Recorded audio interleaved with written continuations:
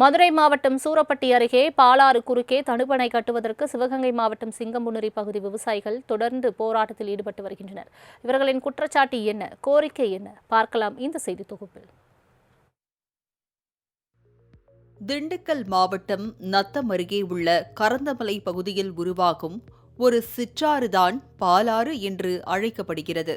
இந்த பாலாறு திண்டுக்கல் மற்றும் மதுரை மாவட்டங்களை கடந்து சிவகங்கை மாவட்டத்தின் சிங்கம்புணரி, திருப்பத்தூர் வழியாக பாய்ந்து ராமநாதபுரம் மாவட்டத்தை அடைகிறது. சிங்கம்புணரி அருகே பாலாறும் முப்பாறும் ஒன்றாக கலக்கின்றன. இப்படி திண்டுக்கல், மதுரை, சிவகங்கை, சிங்கம்புணரி, திருப்பத்தூர் என தான் திரும்பிய திசையெங்கும் லட்சக்கணக்கான ஏக்கர் விளைநிலங்களுக்கு பயிர் ஆதாரமாக விளங்குகிறது இந்த பாலாறு சிற்றாறு. திண்டுக்கல் மாவட்டத்தில் அதிக மழை பெய்தால் மட்டுமே இந்த பாலாற்றில் தண்ணீர் பாய்கிறது. ஆனால் இந்த பாலாற்றின் தற்போதைய நிலை விவசாயிகளை பெரும் கவலைக்குள்ளாகி வருகிறது. மதுரை மாவட்டம் சூரப்பட்டி அருகே பாலாற்றின் குறுக்கே 9 கோடி ரூபாய் மதிப்பீட்டில் தடுப்பணை கட்டப்பட்டு வருகிறது. சூரப்பட்டி பகுதியில் புதிய தடுப்பணை கட்ட பொதுப்பணித்துறை சார்பில் நிதி ஒதுக்கப்பட்டு பணிகள் மேற்கொள்ளப்பட்டு வருகின்றன. இந்த தடுப்பணை அமைந்தால் சூரப்பட்டி, இந்திரா நகர், பொட்டப்பட்டி, சிங்கம்புணரி மற்றும் திருப்பத்தூர் பகுதியில் உள்ள சுமார் 100க்கும் மேற்பட்ட கிராமங்கள், 650க்கும் மேற்பட்ட கண்மாய்கள், சுமார் 1 லட்சம் ஏக்கர் விவசாய நிலங்கள் கடுமையாக பாதிக்கப்படும் அபாய நிலை ஏற்பட்டுள்ளது. இதனால் விவசாயிகள் பல்வேறு கட்ட போராட்டத்தில் ஈடுபட்டு வருகின்றனர். சுமார் 2000க்கும் மேற்பட்ட விவசாயிகள் ஒன்று திரண்டு மாபெரும் கவன ஈர்ப்பு ஊர்வலத்தில் ஈடுபட்டு தங்கள் எதிர்ப்பை பதிவு செய்தனர்.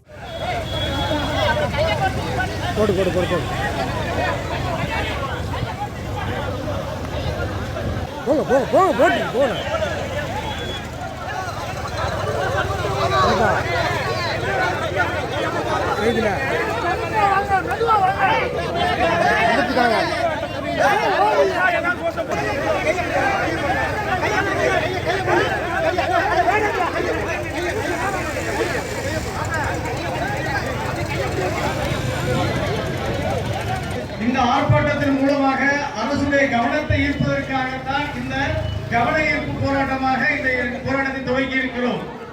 இத்தனை விவசாயிகளின் எதிர்ப்பையும் மீறி ஆயிரக்கணக்கான விளைநிலங்களை தரிசாக மாற்றும் இந்த தடுப்பணை எதற்காக கட்டப்பட்டு வருகிறது என்பது பலரின் கேள்வியாக உள்ளது. விவசாயிகளின் எதிர்பார்ப்புகளையும் மீறி இந்த அணை கட்டப்படுவதற்கு தனி நபரால் அமைக்கப்படும் குடிநீர் சுத்திகரிப்பு ஆலையே காரணம் என்பது விவசாயிகளின் ஒட்டுமொத்த குற்றச்சாட்டாக உள்ளது. அணை கட்டப்படும் இடத்திற்கு மிக அருகாமையில் தனியாரால் அமைக்கப்படும் குடிநீர் சுத்திகரிப்பு ஆலை அமைந்துள்ளது. இதனால் இந்த தடுப்பணை கட்டப்பட்டால் முழுமையான பலன் இந்த குடிநீர் சுத்திகரிப்பு ஆலைக்குத்தான் செல்லும் என்றும், இந்த ஆலைக்காகவே அதிகாரிகள் லஞ்சம் பெற்றுக்கொண்டு தடுப்பணை கட்டும் பணிகளில் தீவிரம் காட்டி வருவதாக அப்பகுதி விவசாயிகள் வேதனை தெரிவிக்கின்றனர். பொதுவாக இது போன்ற தடுப்பணைகள் கட்டப்படுவதற்கு முன்பு அப்பகுதி விவசாயிகளின் கருத்துக்களை கேட்ட பின்னரே முடிவு செய்யப்படும். ஆனால் இந்த தடுப்பணை குறித்து தங்களிடம் எந்த கருத்து கேட்பும் நடத்தப்படவில்லை என்பது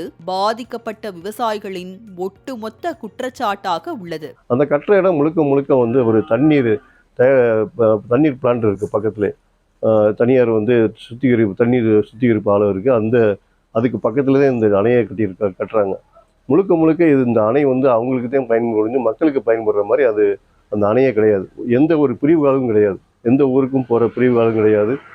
அந்த இடத்துல தண்ணி ரீசார்ஜ் பண்ணுறதுனால அவங்களுக்கு தான் அந்த பர்டிகுலர் தனியார் கம்பெனிக்கு தான் அதிகமான தண்ணியை ரீசார்ஜ் பண்ணி கொடுக்கும். அவன் உறிஞ்சுறதுக்கு மேற்கொண்டு அது பயன்படும்.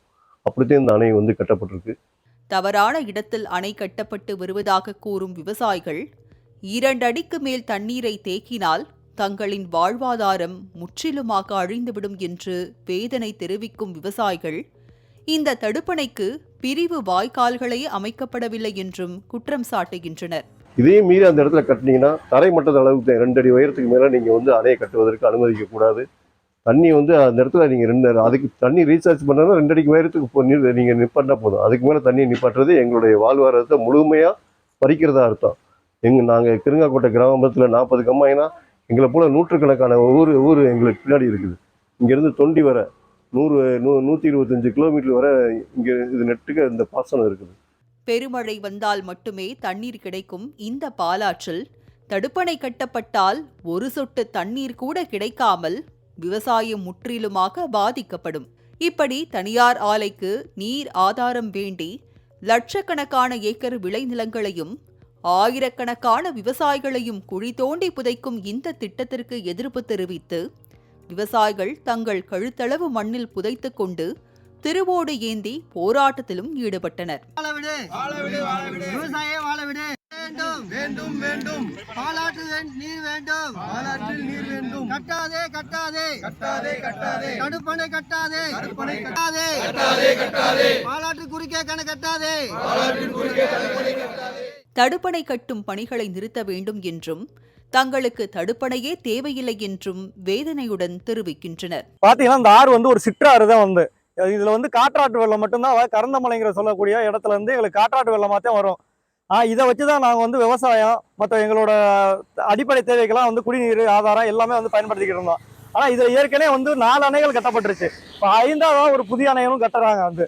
இது எங்களுக்கு ஒரு பெரிய பாதிப்பை ஏற்படுத்தும். ஏற்கனவே இந்த ஆத்துல பாத்தீங்கன்னா தண்ணியே வரல. இது வரைக்கும் பாத்தீங்கன்னா மழை பெஞ்சா மட்டும்தான், பெருமழைகள் பெஞ்சா மட்டும்தான் தண்ணி வரும். அப்படிங்கிறப்ப தண்ணியால ஏற்கனவே 4 இலவைகள் கட்டப்பட்டுருச்சு. புதுசா இப்போ ஒரு 5ஆவது அணையும் கட்டுறப்ப எங்களுக்கு மிகப்பெரிய பாதிப்பை ஏற்படுத்தும். ஏதோ ஒரு சில அரசு அதிகாரிகளின் சுயநலத்திற்காக கட்டப்பட்டு வரும் இந்த தடுப்பணையை புதிதாக பொறுப்பேற்றுள்ள தமிழக அரசு தடுக்க வேண்டும் என்றும், அவ்வாறு நிறுத்தப்படவில்லை என்றால் 500 கிராமங்களுக்கும் மேற்பட்ட கிராம மக்கள் இணைந்து போராட்டத்தில் ஈடுபடுவோம் என்று தமிழ்நாடு அனைத்து விவசாயிகள் சங்கங்களின் ஒருங்கிணைப்பு குழுவின் தலைவர் PR பாண்டியன் எச்சரிக்கை விடுத்துள்ளார். தளமட்ட சுவரோடு வேண்டுமானால் ஒரு அடி உயரத்திற்கு தளமட்ட சுவரை உயர்த்தி இந்த கீழ்ப்பகுதி நீர் செல்வதை தடை செய்யாமல் பாதுகாக்க முன்வர வேண்டும். எனவே உடனடியாக முதலமைச்சர் அவசர கால நடவடிக்கை எடுக்க வேண்டும். இல்லை என்றால் மதுரை, மேலூர் பகுதி, சிவகங்கை, ராமநாதபுரம் உட்பட கிட்டத்தட்ட 500க்கும் மேற்பட்ட கிராம மக்கள் மிகப்பெரிய போராட்ட களத்திற்கு தள்ளப்படுவார்கள் என நான் எச்சரிக்கிறேன். ஊழலுக்கு எதிராகவும் மக்களுக்கு ஆதரவாகவும் ஆட்சி அமைந்துள்ளதாக கூறும் தமிழக அரசு இத்தனை ஆயிரம் விவசாயிகளையும் விவசாயத்தையும் பாதுகாக்க என்ன நடவடிக்கை எடுக்கப் போகிறது என்பதை பொறுத்திருந்துதான் பார்க்க வேண்டும். மாலை முரசு செய்திகளுக்காக சிங்கம்புணரி செய்தியாளர் குரு ரமணாவுடன் ஷீபா ஜானட்.